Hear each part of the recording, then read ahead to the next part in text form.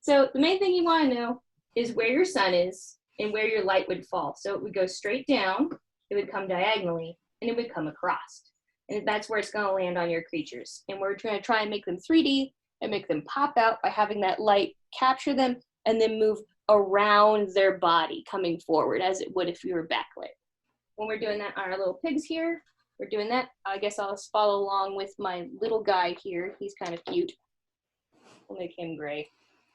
Where is my 30%? There we go. So, on my baby boar, I'll make him gray, coming up here, the little crest of his head, follow into the cheekbone, and then down to make him a full jowl and that little smile there, little crest of his snout, and then we're going to bring it across and up his hip. Now the spiral that you see coming down the body of the little baby pig here is a stripe that they have because there's stripes on boar piglets when they're young and they fade as they age. So I thought it'd be kind of fun to throw it in there just to show that he is in fact a baby and not just a small pig. So I did that. And if you color over it, that's okay. Don't sweat it. Maybe he's going through puberty. All right. So we got all of our highlights are marked out pretty good. Maybe we'll have a little triangle here where his color of his would shade. So just a little bit of that highlight would show up right there. All right, so we got our two pigs here. What the heck? Let's make this guy red. That shows up pretty good on TV typically. Always test my markers to make sure that they flow good before I commit to a color. And so we're going to come down here and we're going to just trace along the light that we already did so we don't accidentally run it over with our coloring. The most important thing with coloring and with doing illumination is to make sure you keep it between the lines. I've multiple occasions with adults and children while we were teaching, they have gone outside the lines to do their shading. And that makes whatever you're working on considerably thicker, especially when you're doing vine work, and that can be troublesome. So we're going to follow around here with our medium tone. He's going to be red. We know his armpit's going to be dark, so we can save our ink. We don't need to go in there. Okay, so we're going to fill him out. Now, if you want to create some more interest going into your animal and you want to make fur, because like our guy has fur texture, you can do a little cross hatching in the direction that the fur would grow, and that will give you some texture and interest. So see how it breaks it up a little bit, gives a little gradation, makes it a little more interesting for the viewer. So just a little hatch right there. Slide it up, trace along your lines so you remember where they are. There you go.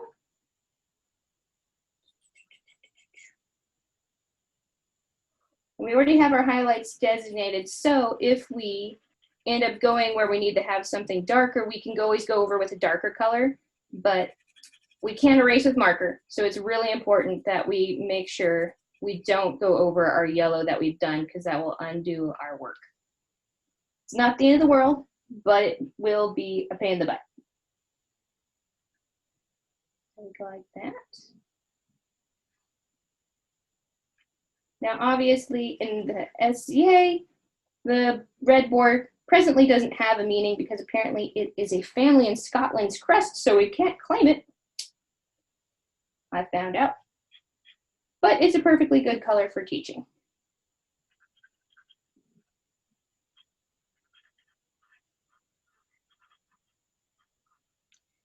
Alrighty, so we're going to do his head, coming up to the ear here, wrap around that little crest of the ear. I'm going to keep the inside of his ear open so I can make that a different color later if I wish. Go around his little head, through the snout, and by the little tooth. Make sure you keep your tusk nice and clean of paint. You want that bright white looking nice and sharp.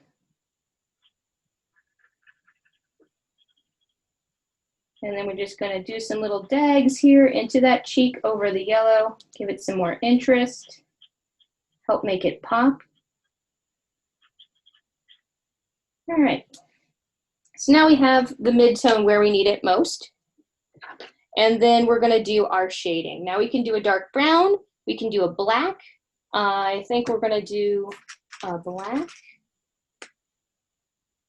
Oh yeah, this will work fine. So there we go. And it always looks nicer if you follow along on your outlines. My printer's on its last legs, so going over my ink work generally looks good anyway, even with paint. It's a nice little cheat. If you're working on your medieval illumination and you get a little drip over here, you can always go over it with your micron and get rid of what you didn't want to have visible. So you see it right there. So over here, I went over with micron, even on an illumination scroll. It's totally fine. It works. It helped brighten up those divisions.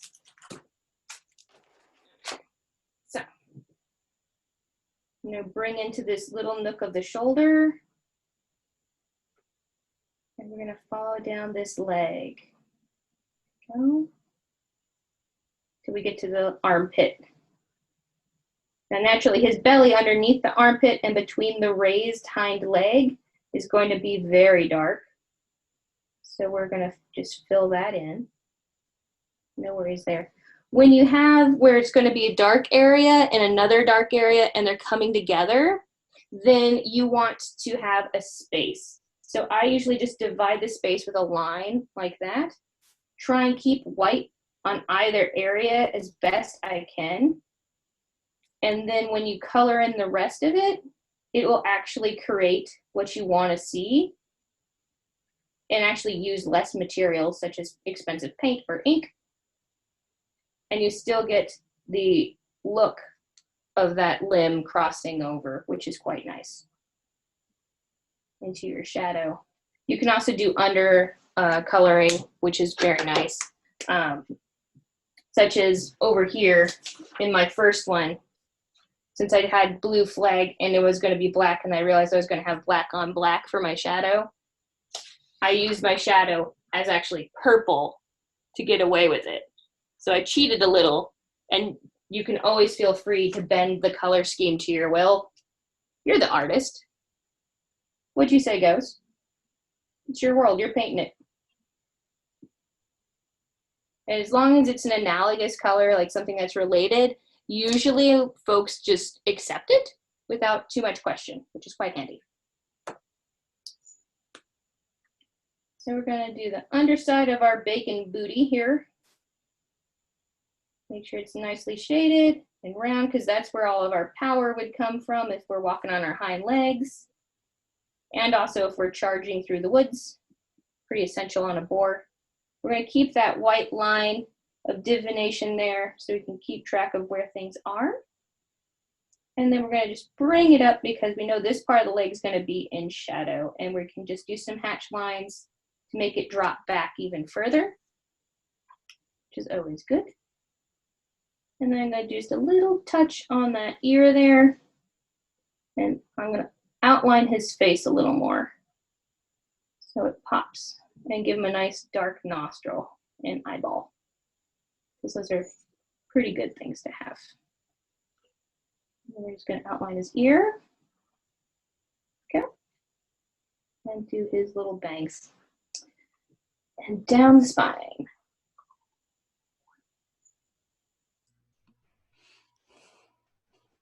All right. Okay, so you can see how we have those little negative spaces of white lines dividing parts that we want to pop out, such as our forelegs, our underbelly, and right between our hind legs. So there's some obvious distinction from a distance. This works really well with banner painting, where you need to work with very bold, heavy blocks of color and have it be visible from a great distance. So it's a really nice, cheap, and it saves you a lot of more time. So the more negative space you can use when you're doing a banner painting or even stamp work on clothing, the less materials you need, the less materials you have to buy. So that's always a nice thing. So we're gonna get next to our little baby, and I'm gonna do him all in the grays. So you can see just how the shade values work on those. And then you can see the difference between the color and this guy. Same formula, its only difference is our hue, which is our color tones. So you can use any color you want. This can be utilized as much in illumination as it even is in embroidery to make those really pop. You just use a lighter thread. And by stacking those colors and always having at least 3 colors to each single hue that you're trying to represent in an art that you're making, makes them more 3D, more visually interesting, and it'll make it look more realistic. So when you're doing crazy, crazy stuff like this guy here, let's see if I can get a good angle on this guy. Yeah, it's a little glare because the plastic's shooting. But so when you're doing insane stuff like this guy did for an A&S competition, it's the same principles applied over and over and over again, just multiplied by every color that I try to represent. And most of them are divided into little pockets of feathers. So if you look, it's pretty much the same thing we're doing. It's got some checker work going on and lots of spirally madness. But it's really, when you look at it piece by piece, it's the same principles applied over and over again. So while it looks really impressive, the base foundation is the same. And you can use it with any medium that you have. All right, so getting back to our coloring. So basically, you just remember that with every color of the rainbow you choose, you need to have your shades. So you have a light shade. So this, I have my 30% gray. I have my 70% gray. And I have my deepest black, my richest black. I'm going to use those for doing our little board here. We've already done his highlight with the 30%, so that can be put aside. And we're going to go to our darkest shade. So I'm going to skip doing the middle for right now because he's so tiny. I'm going to jump straight to my shadows. So here we go. Because he's so small that a lot of his body is going to be taken up by the shadow work that we're doing. So we're going to get in there with some black, bring it around, trace that little foot there. And then I want to make sure he gets a little bit of shadows. And I forgot to do that line of delineation there. So because I did that, you can see how the legs kind of meld together versus sticking out like I did in the larger board. So try and remember that. I forgot. Mistakes happen though, not the end of the world. Go. And then I'm going to keep that gap this time. I'm going to remember. It's a lot harder because he's a lot smaller than our other boar, so a little less forgiving, but at least he's less fluffy, so that's nice. And we're going to bring in that leg, make that haunch stick out a little more, come down the tail, do little loopies on his tail there, and then we're going to get into his neck. And I think he's probably pretty skinny, so I'm going to bring up the shadows quite a bit on that neck, make his head pop out and look a little more enlarged, as many young animals seem to have kind of oversized skulls because they got to put that brain somewhere. Alrighty, so we got our little smile here, coming down into our chinny chin chin on our little piglet, and get a little shadow into that ear in the background. We'll trace the other one so it sticks out too, and never forget our nostril. He can't smell anything without it. And we're going to blacken in that back leg, which we can see comes down here behind the banner. So we're going to do that. Leave a negative space delineation. There we go. And then trace the top of that leg. And then we're going to trace our little banner and these little hooves that are holding onto this little banner quite proudly. And then I'll get his collar while I'm at it. So there we go. There we go. Okay. So we got our little piggy. Oh, I forgot his eyeball. Darken in his little eye. There we go. And do his little hair. Just where the shadow would be strongest. Probably be the underside. So now we're going to move to our mid-tone. So I'm going to my 70% gray. but if you have a middle hue that you're using, now would be a good time to grab that guy. And you're going to fill in where we have space between our light and our shadow. There we go. Yeah. Color in this little haunch, make sure we leave our spiral intact because that could be fun to add a little whisk of color. Perhaps a hint at what color pig he'll be when he grows up. We're going to come down his little hackles here.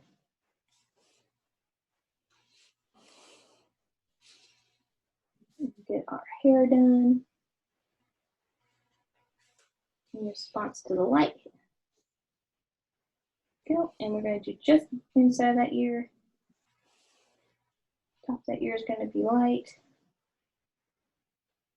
Do our little guy's forehead. And I don't put the midtone much in the snout because the top of the ridge of the snout is going to be highlighted and it's immediately going to be followed by a shadow. So by just skipping doing the midtone in between, it actually ends up looking more wrinkled than if I went through every color in that very compact area, and it would be kind of muddy. So I just keep this midtone underneath it and then bring out our little smile here, fluff it up, and then do his little chin. Okay.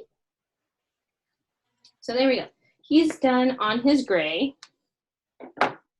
And then I guess we'll do his spiral. Let's do blue. Maybe he's going to be an archery champion. Who knows? So we have this spiral that's moving through the body, and it's going to connect with different shadows that we have on our form. And so that light's going to actually affect how this goes. So when I do that, I usually go with my lightest color, and I make sure that it terminates and starts at the same indicated spots as my highlight that I already have. So I'm just following along. And then I'm going to slice this little bit right here in half because his neck's going to curve over here. And then we already have this deep shadow right here. So we know that we're going to have a mid-tone in that area. I'm going to switch over to a very deep blue. Make sure I get one that's not been left open by the kids. And then we're going to fill it in with that deep blue so that it matches the shadow that we have. We're going to come up in the neck, and we know we got that curvature of the neck that's going to blend into as well. So the color's spiraling around the body in the same manner. And because it's a marking on the body, the light's going to bend and affect it exactly the same as the body. Because if you had a spotted horse, the light hits the entire body of the animal the same, regardless of whether or not there's a white patch there or a brown patch. So when we do our spiral, the light's going to affect it differently depending on how it falls. And it's just going to change your color, and make sure you just match your hues. So as long as your shade matches and you just stay within the hue family of the color that you're using, you can get away with a lot of really fun and exciting things. Especially fun with birds and feathers because you can change colors so rapidly when you're working with birds or mystical animals. So I guess I'm going to do his collar in red for high contrast. So I need to figure out, I got my shadows down. I'm going to have my base be red. I'll use probably orange maybe as my highlight just to make it different color than the other animal. So I'm going to do my highlight. The sun's going to hit here on the top of my collar. Crest right there, probably come out a little bit. It's going to flatten because it's a fabric. And then probably go around the top of this collar until it hits the shadow. They might go over here and then skew over the top of this dag right here on this leather collar that we have. And maybe just a tiny hint right there. There you go. Okay. We got our red, we're filling it in little bits here and here. Got our mid-tone in, really making it pop. Okay, and then we have our bells, And our bells are going to be metallic. So typically I would have, if I was using a paintbrush, I would color this in yellow, do my shading in perhaps an orange, and then do white work on top of it to have a very crisp, bright highlight. Now, since I'm using markers, I can't go over it. So I'm going to just use my marker and make sure I leave a white, bright, negative space up near the top where the sun would hit it the hardest. So I'm just doing a little circle towards the bottom of each bell to create that effect. And then I'm going to take my orange and I'm just going to do that little slash in the bottom of each bell, because that little indentation where it was folded over itself is going to be a pretty good point of interest for making it really, really pop. And then I'm going to take my very fine marker in black and go around the body of it just to make it really show up, since my printer didn't do the best job. But that's okay. It's still working.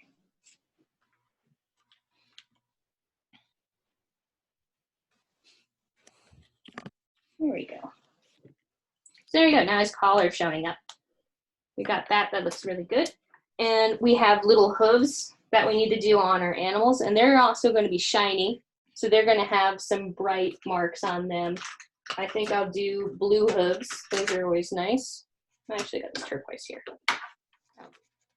So typically the sun's going to hit this side and then go across on our front hooves. And then maybe there'll be just a nick of a highlight on our rear, kind of mimicking this yellow that's kept coming down the hind leg and goes into this color. So you're just continuing that light form coming down the body. So we're going to do that. And we'll do the same with our little pig here. So our highlight is right there on our hoof, and our highlight is going to be right there and right there. And then on the top line of that one. And then we got our dark blue. Gonna fill this in, and then the rear hoof we'll do in black, because they're split in half. So our little cloven hooves are gonna be pretty dark on the back hind foots. So we wanna make sure that this rear hoof right here will be black when we come back.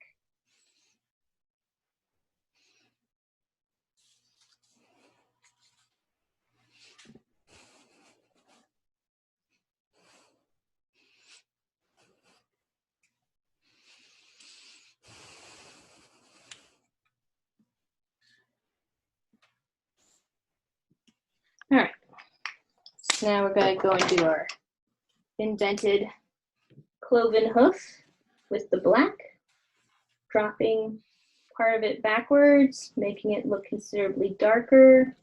And then on my rear hooves, I'm going to trace it down, and I might do a little slashing in the middle or some cross hatching to make it look a little darker than our forehoof, makes more separation between the limbs. And it just makes more interest. I love cross hatching. It is fantastic with a paintbrush. It's fast, and it always looks really nice. And it's something that you do see frequently in period and woodcuts. So it holds up under scrutiny.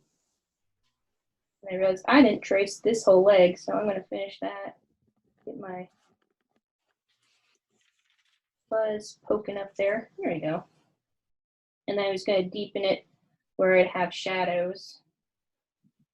There we go. Make it a little more fuzzy. And then down his hind leg. And then we're going to do his little hackles here.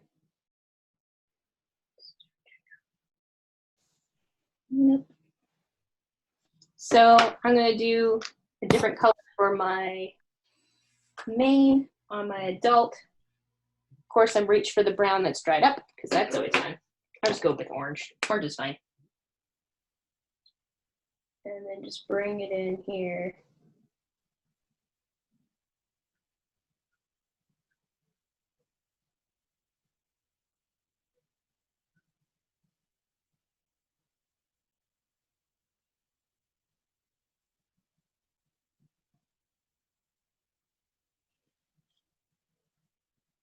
There we go. Okay, so next thing we're going to do is our flag. That's our last item. And I'm going to show you guys how to do the underlighting that I did for dark items using the purple. So we're going to get into that. And this is really handy when you do black horses or cats or any animal that's like a really deep shade, or perhaps someone wearing a lot of dark clothing, perhaps a sable knight. It's always a good and handy thing to do. So first thing we do is we're going to get a nice strong purple. We have our blues that we know work because we tested them out earlier, so we know there's a lot of delineation in these three colors. And then we are going to mark them out. So we have our highlight. We know the sun is going to go across the edge of our flag and down. That's a given. Okay. And then this billowing part that goes and bends upward on our banner, this is going to catch the most light. So we're going to want to bring it down into its kind of almost like a cone shape, very gently. If it's less than perfect, it's fine. Just try not to run over your little sun here. And you can bring it in, because it's okay. We can do our colors that way. So it has the suggestion of a triangle coming down, and that's going to create our bend. So we can have a deep here and a bend here where it's shadow. And then we're going to take our shadow, which in this case will be our purple for our undercoloring. And if you're using paint, I always recommend, if you're going to do underlighting on a really dark thing, do all your purple or navy underlighting before you apply the black, because trying to put a light color over extremely dense color is a real pain in the butt, if not impossible. There's several projects where I've had to just come up with a different plan, or put it down, or do a base coat of white, let it dry, and then come back and try and do that lighter tone again over a white to try and, but when you mix that much color, it tends to get muddy. So if you do the purple first on your dark animals shading, it will look better. It'll be a lot less work going in, which is always nice, and it'll give you some peace of mind. So cheat, do the lighter colors before you commit to your really dark, dark, dark hues, because it'll save you some sanity in the long run for sure. All right, so here we go.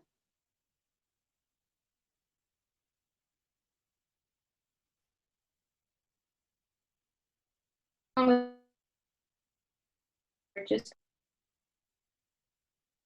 till things kind of blend in a little bit. That looks pretty good.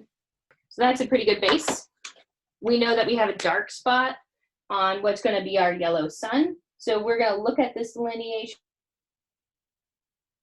and that's where we're going to put our orange. So I'm going to put my orange coming halfway through my sun and then dip it down. Now, in order to keep my colors, because I have brushes going into a darker shade, it could get muddy. I'm going to always work from the inside outward, and if it picks up another color, I'm dragging it out of the frame, and just work with very short little strokes until you get that orange plugged in there nice. And if you have little white gaps because you're a little gun shy, that's okay. You can go back in there and just tap it in with the blue very gently.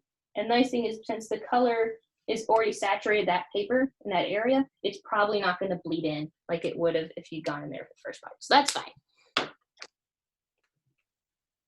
Now we're going to tap in with our yellow, same thing, start in the center, work outwards.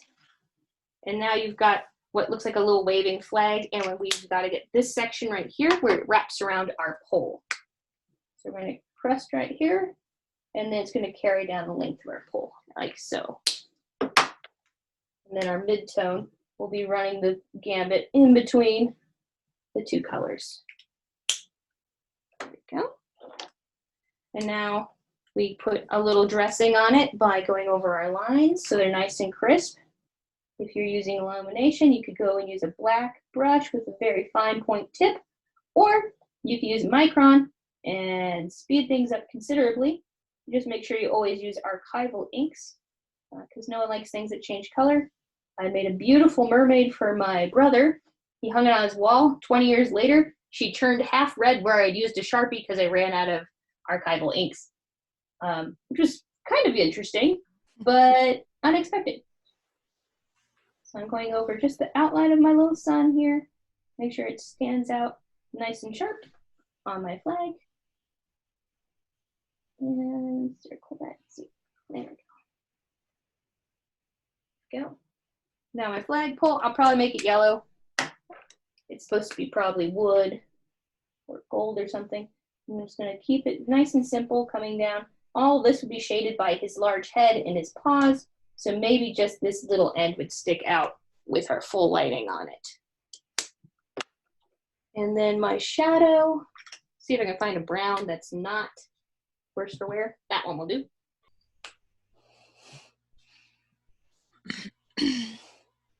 Now I just run the mid-tone between the two and under my little feet. There you go. Okay, so the only thing we have left to do is we have to catch up on any little bits we might have missed, like on our hooves. I noticed I missed 2. And I need to do the inside of the ears and our little noses and a tusk. So on the curve of a tusk, I'm gonna use this light blue. It's a pretty good go-to when you're doing illuminated paintings. You have to do white. So I'm gonna do the underside of the curve, and then I'm gonna bend it around to try and make it look a little more round. You also do the same thing on maybe this eyeball. Gives it a little more depth, a little more feeling. And good old cotton candy pink is a nice go-to for a pig nose any day of the week. I'm gonna leave this neutral color here, and then this black that I've outlined with will automatically pose as my shadow. So I'm cheating, I like it. And I'm gonna go in here, I'm gonna leave this part of my ear neutral because I want that to be a bright white because of my very pale pink inside of my ear. And I'm gonna repeat it with my little guy over here hiding down. And do his nostril. All right, so now I'm just gonna go and pick up my tracing with a very fine point on my black marker.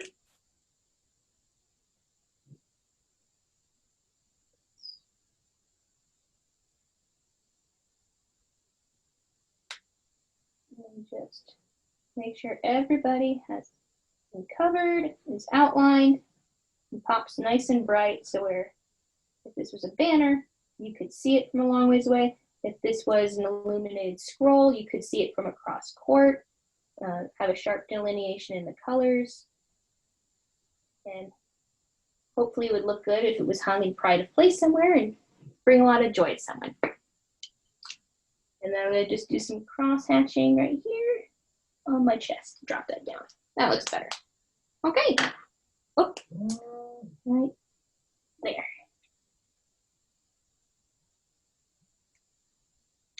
There. And we're done. So, get that nice and close for you guys. So cute. So there you go. It's cute. It's got simple elements, but you end up having colors that are consistent in their shading throughout the piece. And by doing this kind of technique, you can repeat it in smaller increments, and you can do some really fun and intricate things, such as, Scotsmen wearing kilts with plaids. That always makes people's minds go a little wonky, but it's fun. Yeah. Or you can do waving banners, which are always a classic on illuminated scrolls and awards, especially the folks that are into doing the pageantry and you want to recognize that. So I always love that. It's also good for any AOAs that you need to design. When in doubt, have someone running around with a banner. It always looks good. So anyone have any questions that I can answer? I have a question. Sure. So if you're doing this with our gouache paints and you're trying to get those different colors and the lights and the darks, are you letting the layers, or the colors I should say, are you letting the colors dry, or are you letting them wet? So that's always my struggle, is how to get. Always let them dry between the layers because you have a lot more control. Unless I'm trying to do something where I need a muddled effect, like maybe a sky in the background where you want that going from maybe a stormy gray to a white to a blue, then that you can get away with that in the backgrounds. I know some folks who can work wet paint and make it look like a small miniature oil painting, and they're usually very tiny and intricate, and they're gorgeous. But I always work with the dry, and maybe it's because I trained for 4 years as a commercial artist, so having this sharp delineation of colors was something that we were taught very quickly that you want to adhere to for reading from a distance. But what I find with my gouache paints, making sure that they dry between layers is the best thing for me, because I don't have things running together or changing and then coming back and realizing that I missed a spot and I don't have that color anymore because I mixed it on my palette. Do you work light to dark, or do you start with the medium and then add lights and darks on top of that? Right. So the majority of people that do illumination do a base painting first. I cheat. I speed paint, and I like to start with my lightest color first, which is typically yellow, and then I work through the rainbow on the spectrum. And typically I'll have like 3 projects at once, and I'll just rotate them. So I'm always painting something while something else dries. That's really handy when we're doing, small awards that are handed out in recognition for services that, we have to do 15 of them. I'll be like, hey, give me 4, and I'll just have pretty much like a lazy Susan set up on my table. And that works really great. And then I can make sure I don't repeat the same color scheme with all of them so that each one's different. I also use that when I paint miniatures for Dungeons and Dragons, because the paint is so expensive and it dries so fast that, like, okay, I have this paint on my brush, what can I slap it on before I wash it? So I just rotate between all the things. So there's always a bunch of like half-done projects piling up around my house. But when they get done, they look good, and I can get things done really fast because I don't have to constantly get up and go wash my brush and get water, or I need a new paper towel because I just burned through one with wiping my brush constantly. And the nice thing is I don't have to battle as much with the deeper colors when I go back over it. White's pretty strong. Titanium white, you can put almost everything, except there was this one blue. I don't know where we got it. We called it the Smurf blue, because when she put it down, anything that went over it just became blue within 2 hours. Don't know why. That's how it went down. And that was a nightmare, because of course it was a pilgrim that this blue appeared in, and we ended up fighting it for days, and there was much cursing and drinking. We won, eventually. Enough layers of white were put down before the yellow would finally stick and stop being green or blue. So, but yeah, I always cheat. I always like to do my highlights first and do all of my light color work that I can. And sometimes I'll do just elements at a time. So I'll do like my main focus. Let's say it's this little piggy, or it's, a knight bending over a blade and sharpening it. And then I'll worry about everybody else in the background later. But if I have that color already on my brush, I'm going to put it down. Somebody in the comments said, what are some types of mediums you like to use? I greatly enjoy gouache on Perg. It's fantastic. I can do watercolors, and I have done that as like my personal art, but not in the SCA, because it can be a little unwieldy and the materials for the paper can be really expensive. But if I do it on Perg, then the kingdom will supply my paper, and that's great. Mm-hmm. So nothing like having your artist habits supported. As long as I give it back. I can't keep them, but yeah, there's that. I've done watercolors. I've done this. I don't have it with me right now. I've done pottery. I've done painting on pottery. That's turned out pretty well when the glazes are kind to you. Not always works out. Sometimes your brown becomes green, but it always looks period when it messes up, so that's okay. So I hope that this is helpful. Y'all have a beautiful day.